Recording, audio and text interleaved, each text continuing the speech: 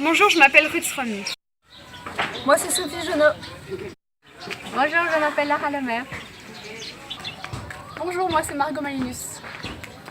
Nous sommes 4 étudiantes à la Haute École Provinciale de Namur en coopération internationale et nous effectuons pour l'instant notre stage chez ARC, Aklan Animal Rescue and Rehabilitation Center, aux Philippines.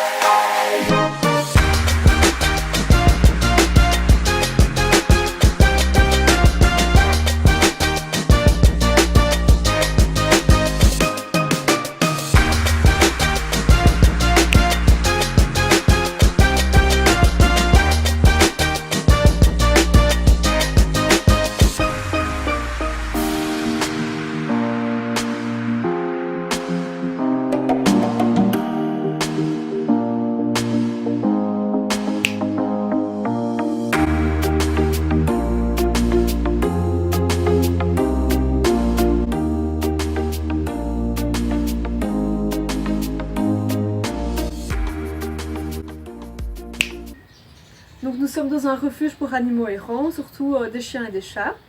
Donc notre mission durant ces 3 mois, ça a été d'être conseillère dans l'image de ARC. Notamment nous avons été invités à l'émission radio, donc Radio Todo qui est une émission locale. Nous avons pu parler de l'association ARC, faire de la sensibilisation et même parler de nos sujets de TFE. Nous avons pu aussi écrire des articles dans le journal local, donc en parlant aussi d'ARC bien sûr et de nos missions qu'on a fait ici sur l'île. Nous avons fait de la sensibilisation dans des écoles. Donc on a passé la journée avec des enfants. Tout d'abord c'était PowerPoint pour expliquer tout ce qui était sur la rage et tout autour de la rage, donc sensibilisation là-dessus. Et après c'était des activités participatives avec eux sur le thème de la rage. Alors nous avons notamment aidé à promouvoir le tourisme respectueux. Donc, nous voulions aller voir un endroit très prisé à Boracay, là où on fait souvent des sauvetages pour chiens. Et c'est une vue qui se trouve au mont Hulot. Et nous avons vu l'envers du décor. Donc nous sommes baladés et nous avons découvert derrière, dans un peu les backstage du mont Hulot, des animaux en cage, dans de mauvaises conditions, mais aussi un environnement qui n'a pas été respecté, avec des déchets partout. Et donc c'est pourquoi nous allons essayer de fermer cet endroit et nous sommes en cours. Donc nous faisons beaucoup de meetings pour pouvoir fermer cet environnement désastreux. Donc concernant notre journée type, nous commençons chaque matin par la promenade des chiens à la plage afin de se dégourdir les pattes pour commencer une belle journée. Régulièrement, nous tenons des réunions entre nous 4 et parfois nous invitons Mitch afin de pouvoir échanger des informations. Également, nous avons comme mission de créer un capital social dans le but de récolter le plus de fonds possible. Actuellement, nous sommes dans la recherche de partenariats pour notre campagne de sensibilisation et un point très positif au sein de l'organisation, c'est qu'aucun jour ne se ressemble. Et donc maintenant, je vais vous parler des axes qui nous a plu durant notre stage. En premier lieu, nous avons tout ce qui parle de l'autonomie, car il faut savoir que notre maître de stage est parti après notre premier mois de stage ici aux Philippines, ce qui fait que l'on est autonome depuis.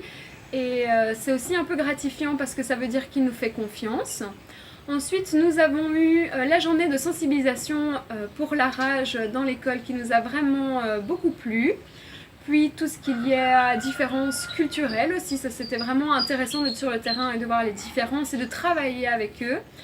Et pour finir aussi, ce qui nous a bien plu, c'était tout ce qui est la création d'un réseau, donc aller à des meetings, aller voir des gens pour justement faire grossir ce réseau.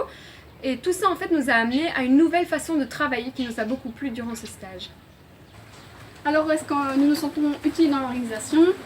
Nous nous sentons utiles dans l'amélioration de l'image de l'association, mais aussi dans la sensibilisation de la population. Autrement dit, nous faisons prendre conscience aux propriétaires qu'il faut absolument vacciner leurs animaux pour pouvoir combattre la rage et les autres maladies qui s'en suivent. L'association a été créée dans le but d'éradiquer les maladies dans les rues, telles que la rage, ainsi que de diminuer le nombre d'animaux errants, afin d'augmenter le tourisme. Et c'est dans cette perspective d'avenir, c'est dans cette vision-là qu'ils vont continuer les projets. Donc concernant les conseils pour un futur stagiaire, tout d'abord nous tenons à communiquer qu'il faut être psychologiquement prêt pour faire face à des situations difficiles telles que les décès d'animaux, mais également nous devons nous concentrer sur les animaux en bonne santé et vivants. Un deuxième conseil, ça serait l'autonomie, puisque notre maître de stage est présent au pays, c'est-à-dire les Philippines, 2 fois par an. Et dernièrement, être passionné pour travailler dans un refuge. En conclusion, même si nous vivons ici des situations difficiles et même si la communication est restreinte, nous gardons cette attitude positive pour le bon fonctionnement du refuge.